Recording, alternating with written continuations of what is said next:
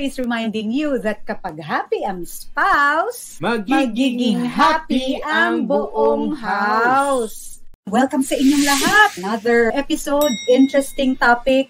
But before that, love, mag-like, mag-subscribe. Social media accounts katulad ng Facebook, ng Instagram, meron din po tayo sa YouTube, TikTok, at saka ang Twitter.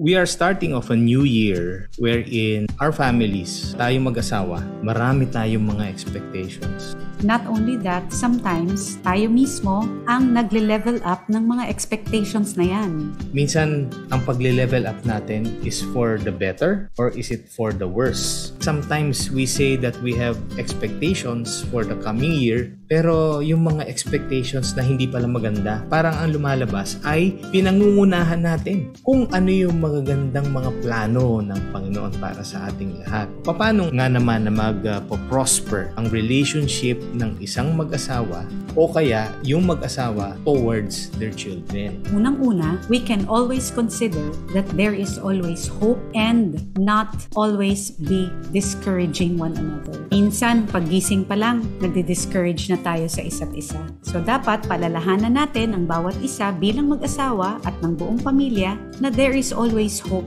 every single day paggising natin. Hope is not just a magic word, but it is something that we should be living out. At this hope does not come only from us, but the hope that the Lord can only provide for all of us. Kaya nga, unang-una, why is it so hard to cross over New Year? Pagka meron tayong dalang problema from the past. Marami tayong mga pag-aaway, marami tayong mga unresolved issues, but we don't want to enter the New Year having all these baggages na dala-dala natin dahil mabigat yan. Kaya meron tayong good news. At yung good news na yun ay hope is what our faith is anchored on.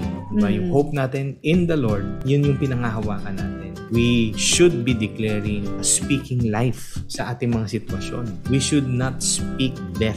Ayaw natin na tayo ay makapagsalita ng hindi magandang bagay towards ourselves and towards our situation. Our question for everyone, what are other things that you can start speaking life so that you will always have hope in life, especially in your marriage relationship? Also, being parent, what are the things that you could, start doing to speak life so that hope will always be instilled in each and every member of the family? Knowing full well, our only hope comes from God. Hindi maganda na dala-dala pa rin natin yung problema natin from the past. But, pwede nating tanungin ang ating sarili, paano ba natin ito mareresolve so that we will have peace and hope inside our homes. So it's not too late. Ilang araw pa lang naman ang lumipas dito sa bagong taon na ito. Start writing down things, start praying for things, and continue on to build that hope na ibinibigay sa atin. Yun ang pangahawakan natin. Ito ay para